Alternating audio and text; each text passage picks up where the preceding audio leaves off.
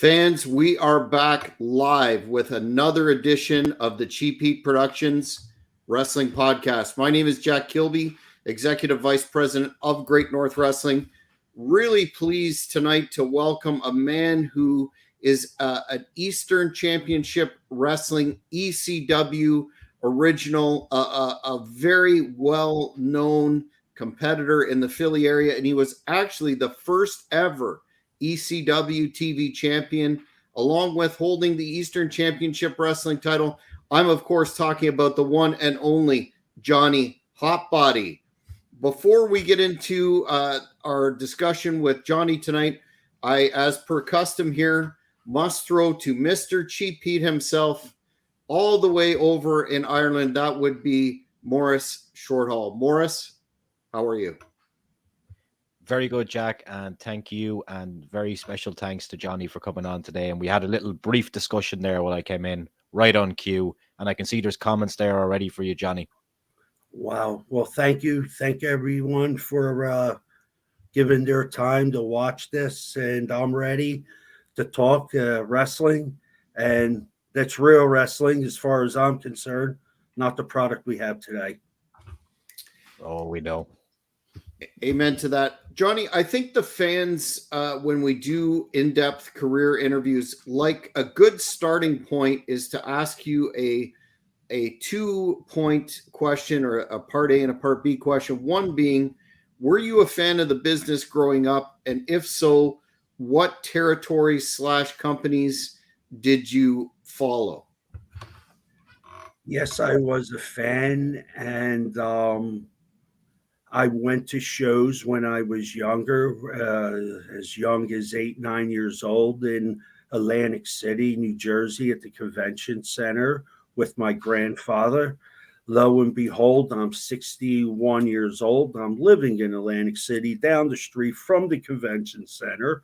And at that time, and until the time the NWA moved into this territory, there was, for me, only the WWF and superstar Billy Graham. And they inspired you to take that step. Was there a moment when you decided, you know what, I'm going to pursue wrestling as a career? How did that process work for you? When I was younger, going to these matches, and was I told this I was at the WWF, and I believe it was Greg the Hammer Valentine was wrestling Pedro Morales, and there was a riot in the arena, the convention center. And from that moment on, I knew I wanted to be involved. It was great. It was something that as a kid I thought was 100% real, like all of us. And growing up, getting involved in the business, I learned the business was real, not the wrestling. Mm-hmm. Mm-hmm. Can you talk about your process, your training process? I understand you were trained under Larry Sharp at the famous Monster Factory, and how that set you up for the career that you did have. Yes, true. The Monster Factory, Larry Sharp. I trained with the Pitbulls, Chris Chavez, who later turned into Tatanka, Charlie White, who was Papa Shango, who was the Godfather, Big Joe Daniels, Bam Bam Bigelow. I learned with those guys, and there's a lot of guys, probably Chris Evans, Dennis Allen, JT Smith. I paid my dues by going through that schooling.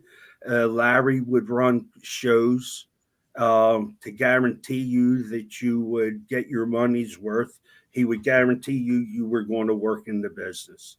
He would run WWA cards, and then hooked up with Dennis Carluzzo, and they were New Jersey NWA / WWA cards. I was a champion there. Was I believe junior heavyweight title, and then went on to an NWA title, Jersey title. Yeah, that's pretty much it. I think at this time, Morris is going to, just for the sake of chronology, talk about your work early on with the WWF. Morris? Okay. Yeah, so Johnny, I seen you join the WWF in 1989. So how did that process come about from training to kind of getting to the biggest wrestling company in the world, you'd say? Well, when Larry felt we were ready, he had a connection to the WWF talent line. I'm not sure exactly who it was at that time that was working in the office. It may have been Tony Garea or Terry Garvin. I'm not positive of the Terry Garvin being there at that time, but we would get set up there, me and a whole group of guys.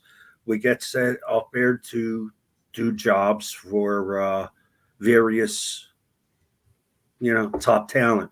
I got to Yeah. work with a lot of great guys. Yeah. And what was it like kind of going into a dressing room like that? Because I'm assuming that you would have seen these guys on TV. Was it intimidating in any way, or was it just something that you could put out of the back of your mind? Overwhelming, but you're supposed to be a professional. We're taught to be a professional. And I went there representing Dennis Carluzzo and Larry, and was told to keep my mouth shut. Don't speak till anyone speaks to you. Don't make an asshole out of yourself in that locker room, because the last thing you want to do is draw attention from Pat Patterson. Yeah. Okay, you guys could laugh at some point, but that wasn't a rib. That was for real. That was for real. That's pretty much what was told. Just stay away. And you just go there, you go in that locker room, seeing Hulk Hogan, Ultimate Warrior, Rick Rude, all those stars at that time. Amazing. And I was a fan of all those guys. But like I said, having to put that behind you, it's kind of rough, and then having to work with them as a green, you never know what to expect. um, I was at that time fortunate to be on Channel 3 World News, person of the week or whatever it was, with Tom Brokaw. I was doing Rolling Stone magazine interview, and also MTV, and Haku had seen it, King Haku, and like he told me all the boys had seen it, and was mad respected what they had seen. Um, I had Nature Boy Buddy Rogers in my living room wrestling my son, who was 10 years old. I had Buddy Landell, Nature Boy Buddy Landell, in my living room. Kerry Von Erich, Joel Goodhart made all this possible, of course. So, I'm 30 years old at that time, and, I'm 30 years old, but my mindset is I'm like a 10-year-old kid. you know, that's pretty much how I felt at that time. Love for the business. Yeah. We hear a lot of times, and I see you had an IC title match at one point there with the Ultimate Warrior. We hear the good and the bad about that man. What was your experience like working with him? Jimmy was good to me. He said to me, listen, for real, he says, listen, people tell you I'm stiff. You were right with that. And I says, listen, yeah, I'm cool with anything you want to give me. And the worst thing that happened was he hit me with a clothesline across the bridge of my nose and my mouth. I seen stars. I took that bump. You seen the match. I never seen myself. I never watched any of it. But I do remember being gorilla pressed and having the Intercontinental title on my back imprinted for 2 days, black and blue on me. Yeah. But it was, it was great. It was fun. It was 10 minutes of greatness to me. So I don't have a bad word against the man. None at all. One of the other opponents that you worked in WWF syndicated television, and we'll get into some of the who's who of tag team matches that you had there, but you touched on working the man who is reputed to be the toughest man in at least the modern era of professional wrestling, and that's King Tonga Haku. How did that? I remember seeing that match at the time, and was quite impressed. How did that one go for you? It was great. I met with him, and he said he was going to give me a few spots, and I lost track of where I was. Excited at the time, you get lost, but he covered for me. That's the professional he was, and he didn't abuse me. Didn't He finished me with a kick.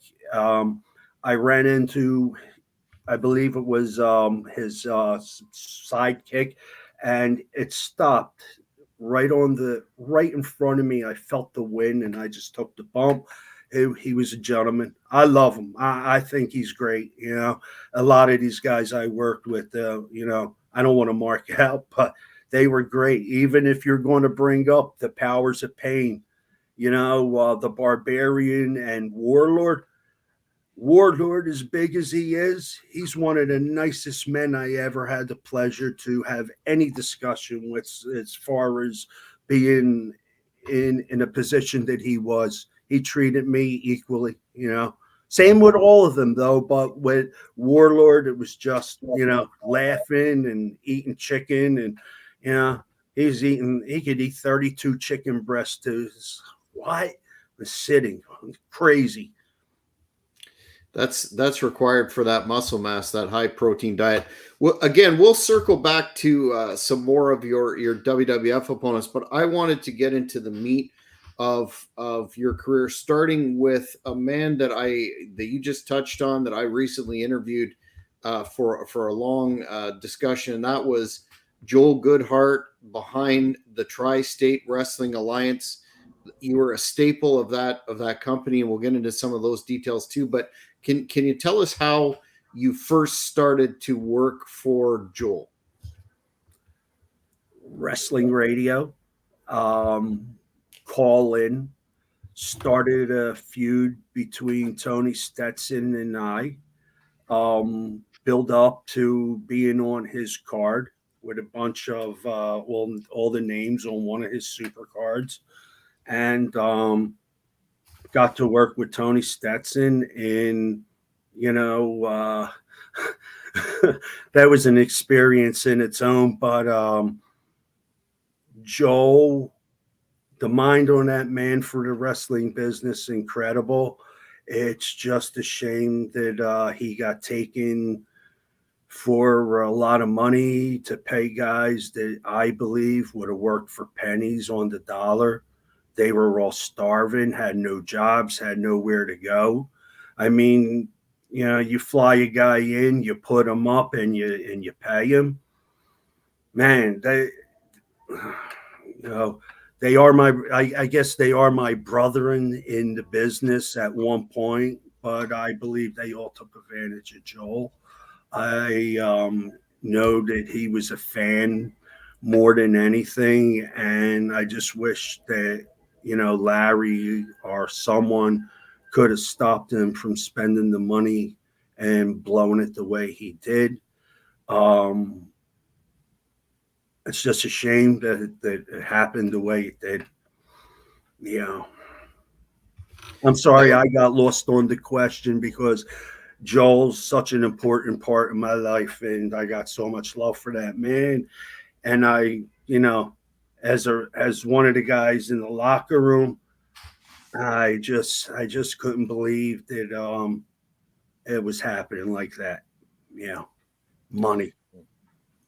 And Joel talked about how his vision of a promotion was to have the have the individuals, the stars from other territories flown in, blah, blah, blah. But he said he could build a company based on a core group of Philly guys, of which you were one. One of your perhaps most memorable programs in TWA and elsewhere was another gentleman that we had an opportunity to interview, and that was Hitman Tony Stetson, and all those matches that you had with him. There's some historians that recall or look at those matches that you had, including the barbed wire ones, the very physical matches, as in not inventing but bringing modern hardcore wrestling to the forefront.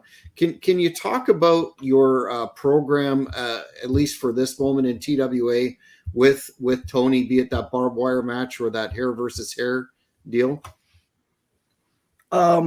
Yeah, Tony and I needed to prove ourselves and wanted to make it in the business. Neither one of us had the height, and no one was looking at guys that were, you know, no one was looking at us as 6'6", 6'8" guys that were going to get a push. For guys like 6 foot under, you get the treatment of the Pat Patterson room, if you want to. Joke. That was a joke. But so Tony and I just went out there and wanted to work hard, give the people what they wanted to see, and prove ourselves as worthy as the stars that were on there. Looking for their acceptance would help us catapult us to make money off of the business and hopefully get that same rub. Unfortunately, it didn't work that way. But Tony and I did nothing special. I don't believe this is me. Tony may feel otherwise. Tony led me. I was Ginger Rogers. He was Fred Astaire. I just was taking bumps and doing everything that, felt natural to do. And as far as the fighting went, when the physicality came, we just beat the shit out of each other. We didn't care. We knew what we were going to do. And we knew how much we had a love for each other, regardless of what we had people snowballed that they thought we hated each other. Him and I, Tony taught me. Tony trained me. My first experience to the Monster Factory was Tony picking me up with white hair and a black beard, sitting real low in this bomb of a car. We're lucky we even made it to Larry's school. And seriously, we hit the ropes. We did everything. He taught me how to take those bumps. And, that's something people had no idea even took place. That's how kayfabe we kept it. And in the locker room, the boys, I wasn't liked because the boys would tell Tony, kick that asshole's ass. I had a problem. I don't know what the problem was. I didn't know what the problem was at that time. I had an ego. I thought I was somebody, and I wasn't anybody. I really wasn't. I was nobody better than any of the other guys. But being given a title and everybody pumps your ego to your face, but behind your back, you get the, whatever. But, seriously, everybody wanted Tony to kick my ass, and Tony would go, yeah. And he would say, yo, John, you believe this one, that one, this one. Hey, whatever. Let's go out there and have fun. I don't care what people say, man. I never did. I don't care what anyone thinks about me. Whatever you want to know, I tell you, whatever, man. No secrets. But yeah, Tony and I. Yeah, it's interesting that you bring up the fact that because Joel actually talked about that as well, as how you and Tony had basically the greater Philly area convinced that this was a legitimate, absolute hatred, which of course made your matches all that more enjoyable. Is that something that like a lot of longtime fans you think is really missing, like an attempt at kayfabe and getting that emotional reaction from the fans in the stands? That's been missing from the business since Paulie invaded ECW. Yeah, seriously. They turned hardcore into an entertainment thing and took away the realism and opened up to business to guys taking bumps through glass. Oh, come on, man. It's unreal what's going on, and I don't know. I'm glad 30 years have passed and I've been out of the business because I couldn't sell my soul the way these guys are. I'm sorry. Not that I'm better than them, but I don't need anybody. I don't need that ego, man. I don't have anything to sell. I have no books. I have nothing. I don't even know how to work the internet and don't care to. My girl has to help me. She's 39 years old. I'm 61 and I don't mess with this stuff. If it wasn't for her, you wouldn't get me. Yeah, well, you made it anyway. No, What do you thank think it is that? What do you think it is, Johnny? Do you think it's what you said there that fans still resonate over TWA? Do you think it's that realism that the promotion brought? Yeah, yeah.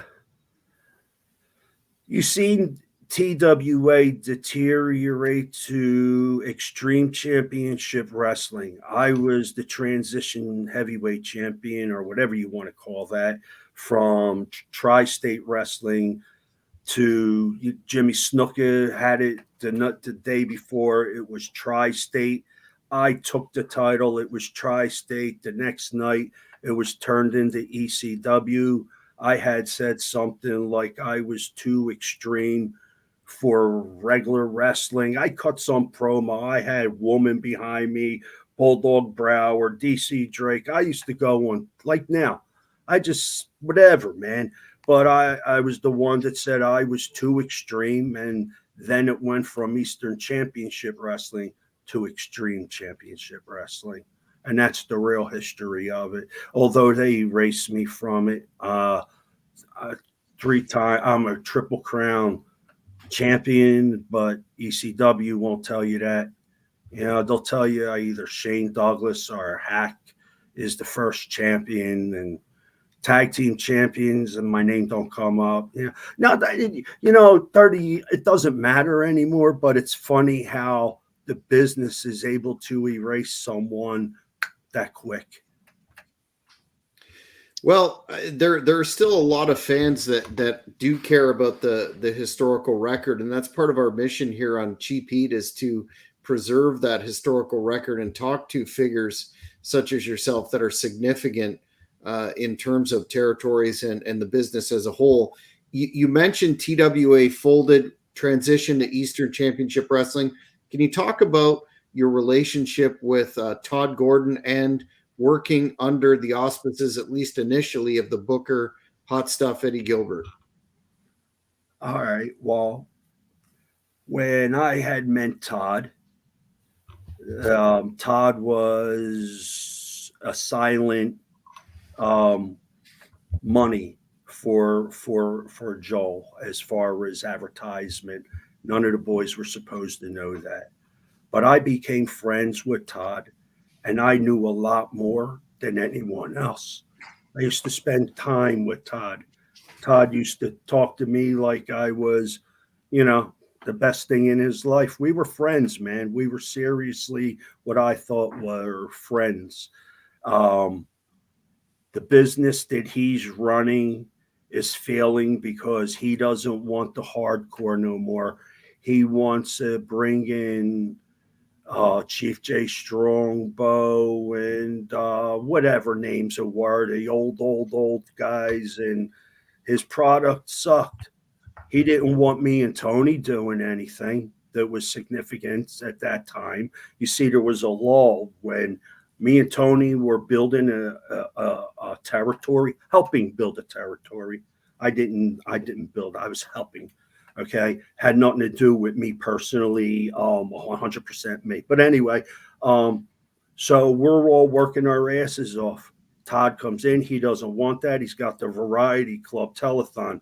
But then he's got me clotheslining him in a wheelchair, ripping up a check for the kids.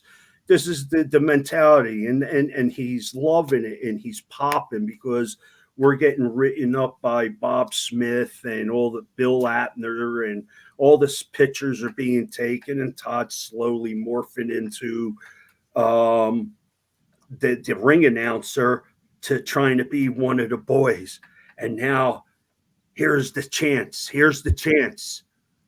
I seen it, and I never knew it. It took me 30 years to compile everything, and a couple concussions. He waited, I believe. This is me. I believe Todd waited for the opportunity to strike for what Joel had built and try to make more profit, be one of the boys. He was laughing, yucking it up, entertaining everyone, holding parties, whatever it took. And then, a guy that I trained and built, Sandman, he's becoming more of a buddy to Todd. Todd and I are starting to drift apart. Now Todd's the owner, and all of a sudden, like, Todd's losing. Something's wrong with Todd. I knew what it was. There was another guy behind the scenes starting to feed Todd painkillers and drugs. This is me telling you what I know. He could say whatever he wants, deny. He's a piece of shit. He abuses people, writes it in the book, and he's God. He's a piece of shit. Okay. But let me get back to this. So he's losing control in his fan base stardom. He gets Eddie Gilbert. I don't know who in their right mind told him to give the reins to this dude who's on pills. He's heavily on painkillers. The kid is being bumped out of territories on his own failures, his own demons, and you want to give him run of a promotion. So you see here the devil's working with Todd now, and he's got guys that want to be a star, sucking his ass, making him believe he's a star, feeding him drugs. He owns the organization. He's still losing it. His money source was his dad. His dad cut him off. He owned the Carver Reed, not Todd. Todd didn't own shit. He was working for his dad. He was 30-something years old working for his dad, but everybody was snowballed. Everybody wants the truth. Here's the truth from Johnny Hotbody, who seen it, lived it, and watched it happen, and I watched Babylon burn, and I backed up. Eddie Gilbert, come on, man. Eddie don't know what day it is. Somebody's banging his wife in the locker room, Missy. Come on, man. This dude knows what day of the week it is. But anyway, no names. Todd can't get no money no more. He can't get no money no more. What's he got? He's got Paulie, the snake of the snakes. What another piece of shit. Okay. He helped the demise of Chris Candido. Okay. Yeah. Okay. I'll say it until I die. All right. But anyway, that's another story. So anyway, you got him losing money because he isn't losing money because of the business. He's losing money because of the drugs, and he's getting cut off, and he isn't getting any money no more. He sells to Paulie 51% of the company. Paulie's got ideas. Paulie, as far as the business goes, he's got a mind for the business. He sees talent. He sees assholes, and he knows how to wipe them, and then he makes them shine. Okay, because he'll kiss the ass of guys that are sick. I came nose to nose with him in the back. Ron Simmons and Cactus Jack pulled me away. And they said, there's another time, Johnny. There's another time. I blew up and I walked out of that company. I wasn't fired. I walked. What else you got for me? I'm sorry if I went the wrong way on that. Oh, no. I have so much on my chest about them assholes. No, Passionate. no. Was just going to ask you since you brought him up, and I think I know what the answer is. But the past week, the wrestling world has been a buzz with accolades for Mr. Heyman and his introduction to the WWE Hall of Fame. I take it you're not a fan of that particular selection.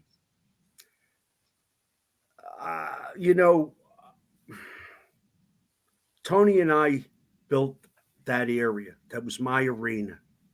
It's my cousin's arena. My cousin Butchie. My cousin Butchie gave them that arena, okay, to Todd.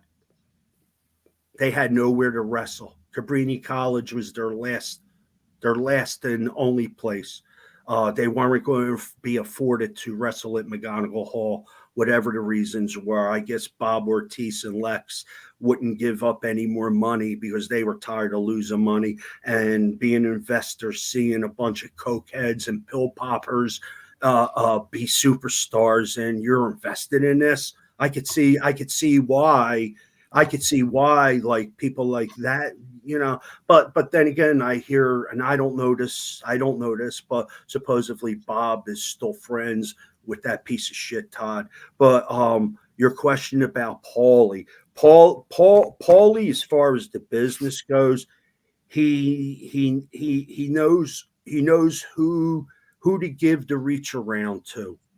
You know what a reach around is? When you got your ass, your mouth on an ass and your hand around giving the old jerk and tug. That's Paulie. That's Paul. Is that not traditionally called the Pat Patterson go behind and reach around? Well, Pat Patterson had another way. It was the butterfly spread. Yeah. Gotcha. Yeah. Okay. Listen, I'm going to tell you something. You got a lot of guys on here. Okay. I you know what? They probably could kick my ass. I have triple bypass surgery. If you feel like beating my ass, ha ha ha ha, you beat an old man up. But check this out. You got a lot of guys on here, and they're so-called tough guys. A lot of them. They all laid down with Pat, or they wouldn't be where they are.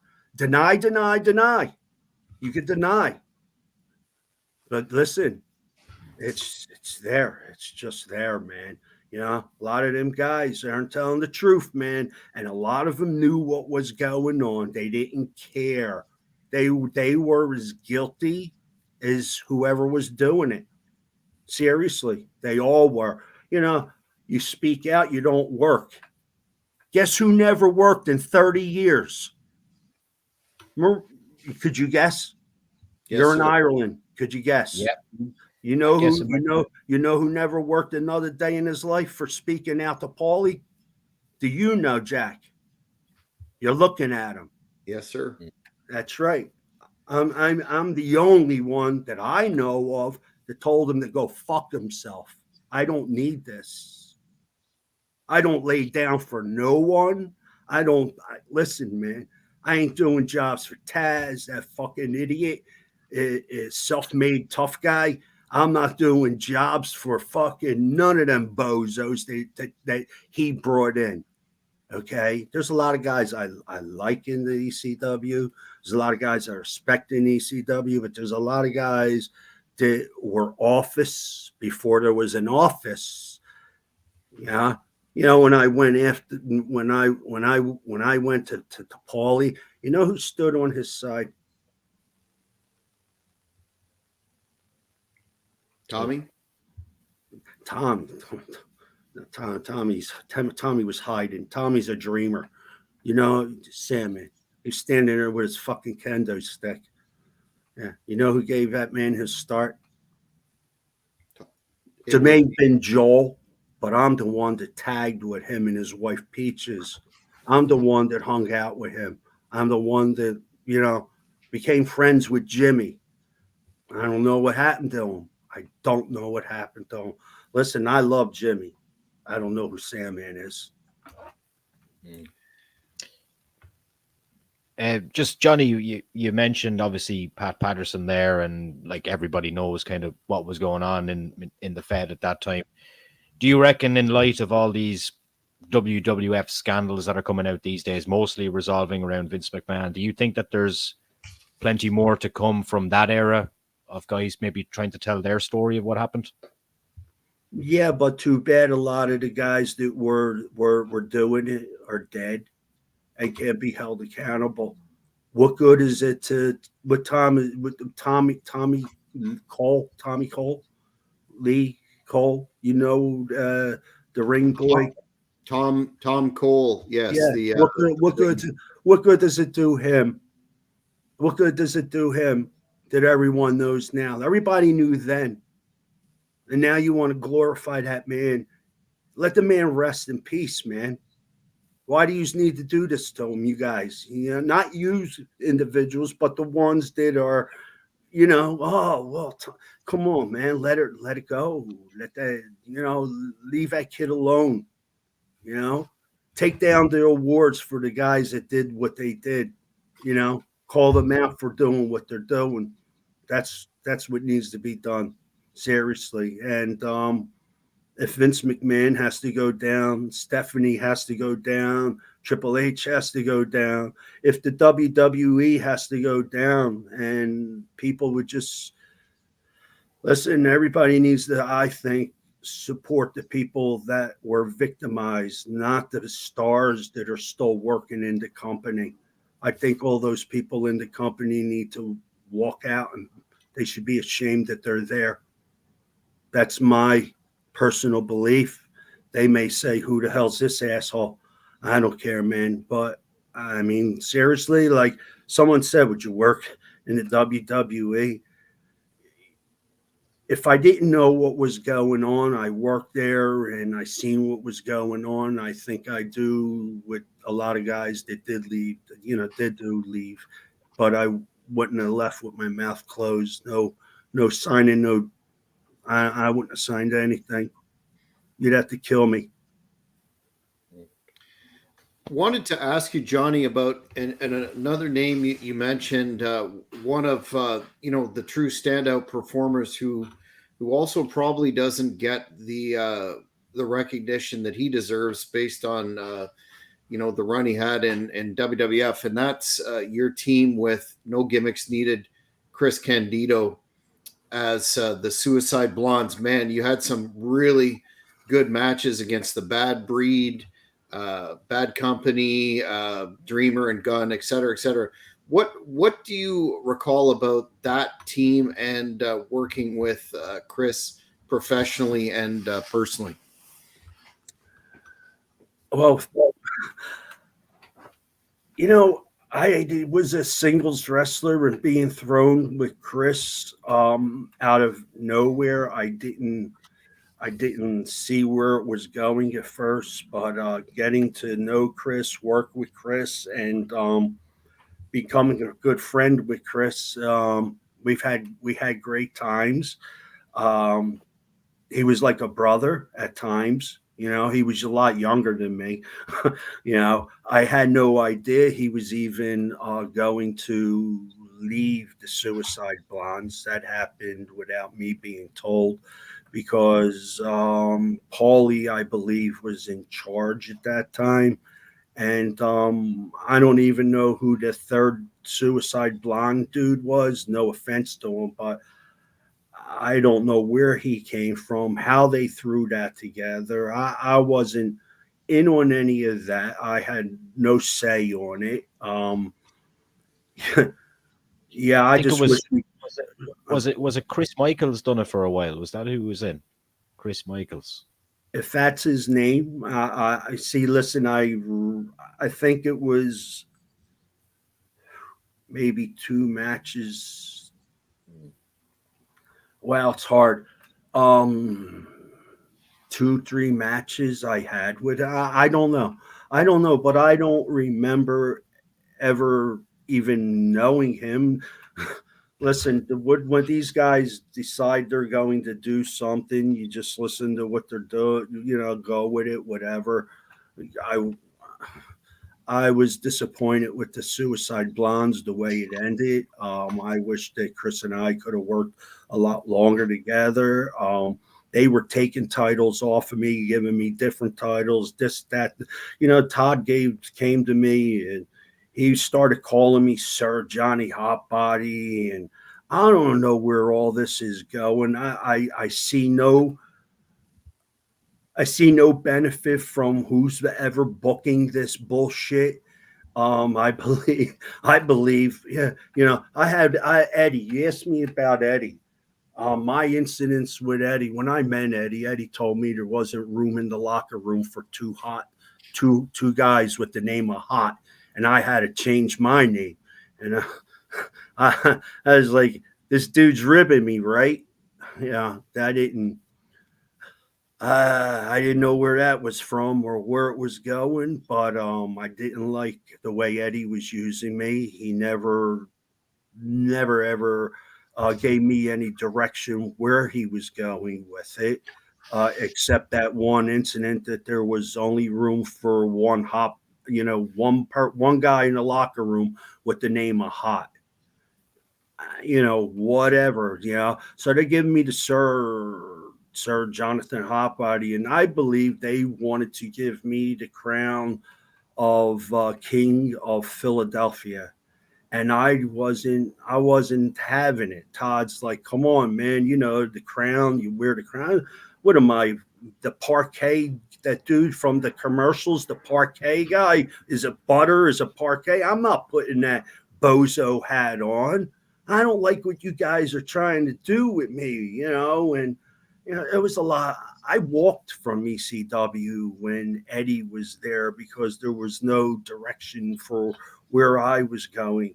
I wish I would have went with Chris and been there, you know, working with him, putting over the Suicide Blondes. I don't know how far it would have gotten with us, but I seen Chris wind it up in the WWE with wasn't it Doc Pritchard or somebody, his tag team partner or whatever, and Tammy, another piece of work, Tammy. God, uh, I feel bad to this day that I introduced them two together. Seriously, yeah, yeah. Wow. Yeah, we had Johnny Candido on a couple of months back, and he definitely echoed those sentiments. I just had a look there, and it was Chris Michaels. I've had him on the show a couple of years back. A nice guy. He worked in the WWF under the name Bill Pierce as well, and maybe for these kind of shows, Jack, we might be able to get him on and talk about his experience then as well, working with Johnny. Yeah. I don't remember. I don't remember. Listen, when I tell you I've never watched the product, I never watched the product. I never watched me. I like this interview. I won't watch this. You guys, listen, we're doing it. Yeah, done. I don't want to see me. I don't think anybody else wants to see that. Oh, you'd be surprised. You guys keep telling me, yeah, but all right, you get 10. If you listen, I heard guys say 10. If I get more than you two guys, I'd be surprised. Yeah. Well, those that know Johnny, and one of the questions I wanted to run by you, which kind of dovetails into what you're talking about there, is the whole concept of the Philly style of professional wrestling really came about with TWA and Eastern Championship Wrestling, and of course you were at the heart of that, because before those companies started, Philadelphia was kind of a scorched earth territory. I know WWF used to run there and NWA at the Spectrum, but really there wasn't a distinct flavor to the product. Wanted to get your thoughts, and I've asked Joel this and several others, about whether or not that Philly style and its birth in TWA and Eastern really contributed to what later went on to be the Attitude Era, and there seems to be a missing piece in the consciousness of a lot of people as to, if there wasn't a TWA, there wouldn't have been an Attitude Era. What are your thoughts on that? I believe it to be true. I totally believe it to be true. You know what I know you guys know this, being historians, but Vince McMahon had pretty much stopped the blood, stopped the hardcore wrestling sort of like when I was younger and watched wrestling, you had the Sheik, you had George the Animal Steel, you had the Samoans, you had uh, the King, the King Curtis, and these guys were butchers in the ring. Bruiser Brody, they were butchers. And somewhere in the 70s, I believe 77, maybe 78, I'm a kid at this time, there's X's being put on the TV anytime there's blood, and they would then go from color to black and white to hide the blood. And the more that happened, the more the authentic, the ability to believe that these guys were totally at war with each other was taken out of the picture. Um, Tony and I doing what we did was the reopening of an old wound. We didn't care. I took out Frank Talon. I had an attitude where I was an asshole and I didn't care. I don't care what the rules are. Tony and I are going to have the match that we want to have. You know, a lot of guys wouldn't even work with me. They wouldn't even do what they wouldn't even allow me to be what Tony and I were allowed to be with each other. You watch Tony's matches. Tony's had some good matches. Tony didn't have any great matches. So say. Tony and I get together. There's this magic. What did we do different? We did for each other. We didn't restrict each other from hurting each other. You know, the South Philly, I guess we're tough guys. We're going to Epiphany School. We're fighters. We had fist fights when we were kids. We didn't pull out a gun and shoot you. We beat the shit out of you. And if we didn't beat you, we come back with our brother and we beat the shit out of you. And if we didn't beat you that way, we come back with baseball bats and we beat the shit out. Because if we didn't, our mothers, our fathers, our grandfathers, and our uncles would have beat the shit out of us. So that's the attitude. You know, I'm 61 years old, and that's the attitude. That's the era I grew up in. That may offend a lot of people, but that's the way the child abuse. There was no such thing as a child abuse. Your kid did wrong, your kid got fucking beaten. You know what I mean? That's what made men out of us. We didn't drink soy milk. We didn't wear tight skin jeans. We didn't tie our hair in buns and shave our eyebrows. You freaking, what's wrong with you people? You know, but anyway, yeah. So, you know, for Tony and I to go in that ring and beat the shit out of each other and want to prove ourselves to our hometown and to Joel that we were worthy, that's all we did. That's nothing special, man. That's a day in the life. You really got me with the soy milk. Nah, don't tell me you drink it. No, I don't know. Don't tell me they're doing that in Ireland. No. You are in No, Ireland. I'm just drinking an energy drink. So oh, that's yeah. Listen, if that's you too could bad. bottle my sweat, you'd have the strongest energy drink in the world. Perfect. Yeah. and for the record, the man bun has heat with me too. Guardian of Chaos, friend of the show, wants to know any thoughts on your feud with another name from this era, Tommy Cairo. Tommy Cairo, great guy, great worker, a lot of respect for him. Hard worker. You could see just on the body of the dude. He trained for what he had, what he did. Nothing was given to him. I believe he was misused. He was held down like a lot of us. If we didn't have the appeal to kiss ass the right way and schmooze, you know, there's a lot of us guys, you won't believe this. I can't go to my own birthday party, man.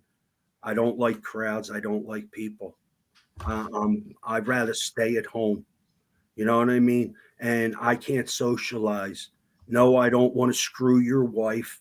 No, I don't want you taking pictures of my man junk. No, I don't want to do poses in the back for anyone with a camera. please leave me alone. And I'm not going to go to the bar, get drunk, and have myself wake up with a sore ass for no one. I don't kiss ass.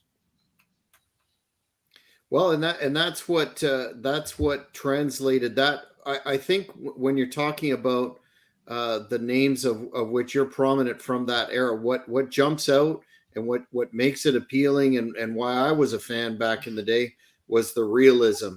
You were real when you and Stetson went at it in the ring. You believed it because you were legit. Tommy Cairo too.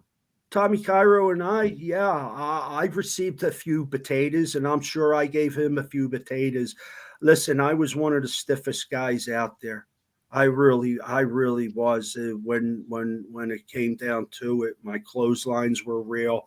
Larry Sharp told me you lay in a clothesline. Listen, I'm not the biggest dude. I'm a guy that's got to fight for my win, and that's the way a lot of us guys were trained from the Monster Factory and from I believe a lot of the schools back in that time period. A lot of guys worked hard, tight, and real. Bob Holly, Bob Holly, tight, real, hard. Haku, tight. If he wanted to take your head off, he'd take your head off. There comes a time for the realism when you're working in small arenas and bars and trying to make a name for yourself. That's where it gets real. And Tommy Cairo was one of those individuals, along with Glenn Osborne. I don't know if you guys remember Glenn Osborne, another one misused. You understand? So many of us were misused. We weren't Paulie's guys. We were never going to be Paulie's guys. I don't know if a lot of them guys want to talk about, because, hey, sometimes it's better to say nothing. You're used. You get to make money in the business on the independent scenes as long as you're quiet about what really happened. Or speak your truth. Jay's asking about Mick Foley stealing your elbow drop off the apron and never gave you credit. What's your response to that, sir? I'm sure Barry Windham has dropped an elbow off the side. I'm sure there's a lot of guys. Listen, I didn't invent wrestling. I may have done that, yeah, and Mickey may have gotten a lot more fame out of it. God bless him. He worked for it. I worked with Mick Foley on the independent scenes. I worked with him in the AWA. We worked in New Jersey, NWA. A lot of cards with Mick Foley on them with me. And like I said, I worked with a lot of the greatest names in this sport today. I felt fortunate. I thank God. I'm not bitter, man. I'm just telling you guys the truth, and I don't even really care about stardom, whatever, man. There's somebody wanted to put me in the Hall of Fame. I'm laughing. Me in the Hall of Fame for what, man? I say thank you. I just never thought I'd be held in any regards of anything in professional wrestling. Seriously, independent scene, who's going to get honors on the independent scenes for real? If you don't make it to the main events, who knows you? I know, like you said, Jack, there's a lot of people that definitely know who Johnny Hotbody is. If they do, they must have been watching some products. Whatever, man. I thank you for watching me and remembering me and even holding an interview with me. I've got two current questions to ask you, but you mentioned the Hall of Fame, but I wanted to ask you about this. As you're likely aware, Chubby Dudley Bay is starting a petition online called, I've got the hashtag here, Raise the Banner, to have a number of Philly icon names on a banner hanging from that 2300 ECW arena. Names including yourself, Tony Stetson, Joel Goodhart, Larry Winters, the late Larry Winters, and DC Drake, who we've also had the pleasure of interviewing here.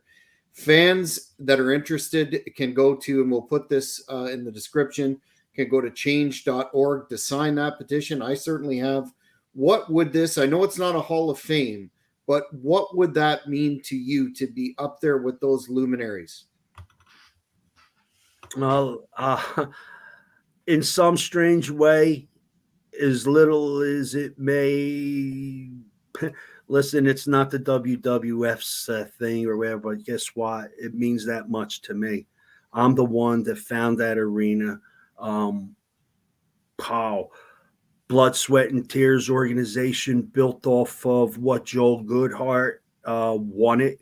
And I believe ECW, ECW Extreme Championship Wrestling and Eastern Championship Wrestling, it's Joel that deserves more than anything.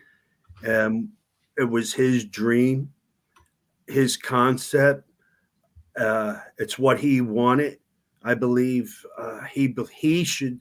All of us need to have our own individual banner because that's the way it is in that arena. Everyone has their own individual banner. His banner should be in gold. Absolutely. Morris, do you have another question before I get to my final one for Johnny? Because I see we've, as I predicted, ripped through the hour. Burn through the time. Johnny, I was just wondering, do you have any memories of working with Jimmy Snuka and what he was like inside and outside the ring? Hell of a pot smoker. Always a good thing. Jimmy was a great guy to me. I never got to see any other side of him but a good side. I know the stories out there, and I don't mean to. I know a lot of people don't like him and have, if you say anything nice about him, you probably are like looked at strangely for what he's, what he's responsible for. He's responsible for that as well as Pat Patterson's responsible for the train wreck of victims that he's left behind. My dealings with Jimmy, of course, were not on that level. Jimmy was beautiful to me. He gave me a dream match that I never even thought would be possible because, like, Jimmy Snuka was my favorite wrestler as a kid. Him and Superstar Billy Graham first and always first. But Jimmy Snuka, a great guy, talented, and when he came to ECW, listen, I'm going to be real with you. He's a great guy, but here's the deal: when he came in the door and he came to work, he came to get paid and smoke pot. He didn't come to work. Yeah, my match with him was so easy. I didn't even know I was in the ring with anyone.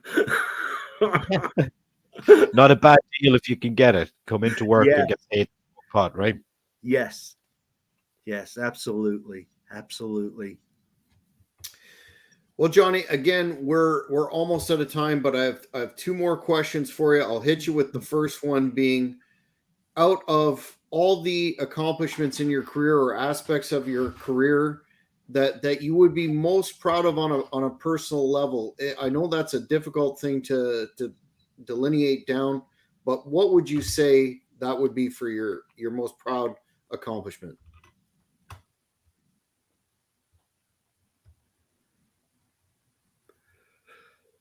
As far as the business goes, I guess escaping it unscathed with my pride and a reputation as a stand-up man who didn't take shit, laid down for fame, and did what I had to do to, my family first, my life first, more importantly than, the business.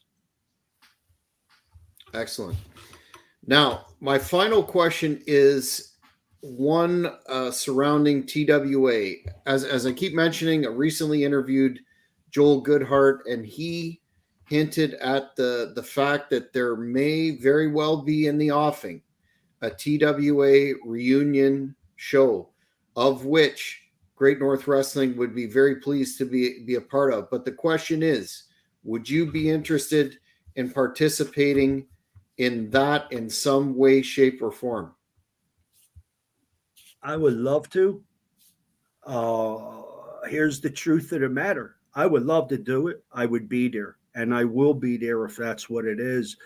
As far as that being the extent of the participation, physically, triple bypass surgery, CP, what is it, CPOD?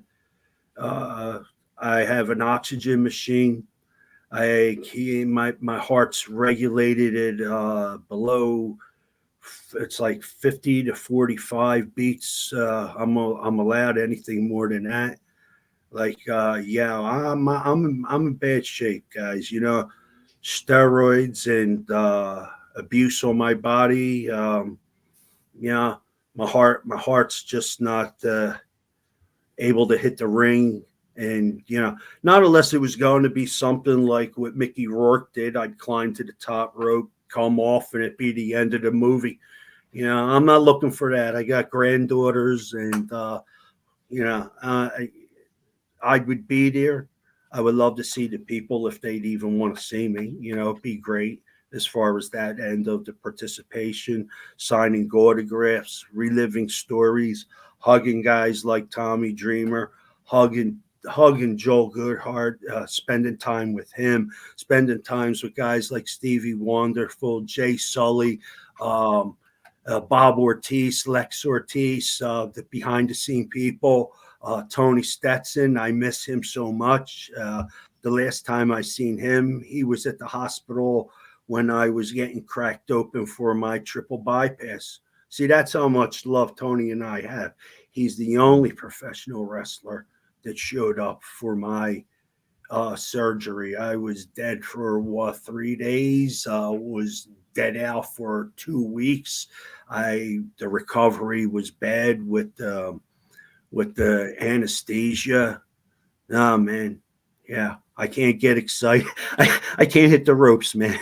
I'm sorry. Well, there won't be no chair shots. Here's what's been suggested, and I believe Tony floated this as well, and the Booker and me is quite excited about the possibility. How about a Hotbody versus Stetson encounter, perhaps for the last time, where you have a wrestler that is representing you in the ring, and the Hitman has one, and it's another chapter, perhaps the final chapter in such a storied rivalry. How does that sound?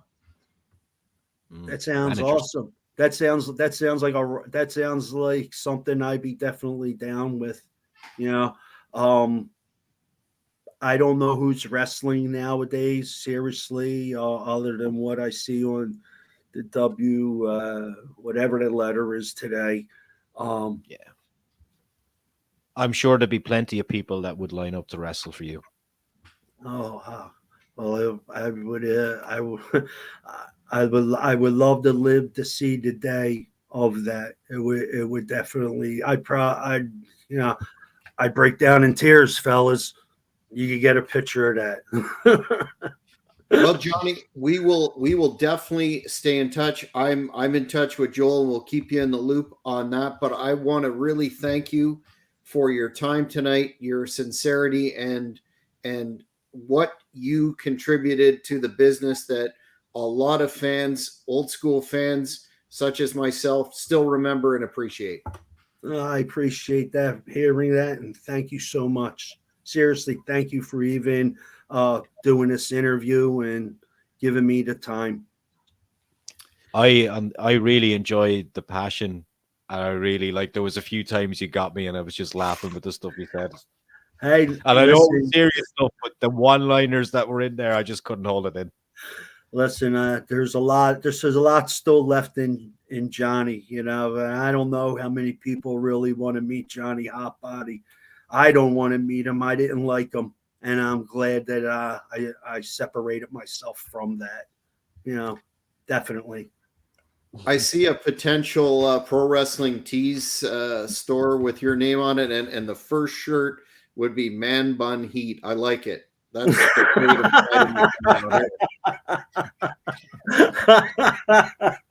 side go for it. That's great. That is awesome. So stay tuned for that. We have lots of good stuff potentially coming forward. But that's it, fans, for this epic edition of the Cheap Heat Productions Pro Wrestling Podcast with Johnny Hotbody for Morris. I'm Jack Kilby, and we will see you next time. Thank you.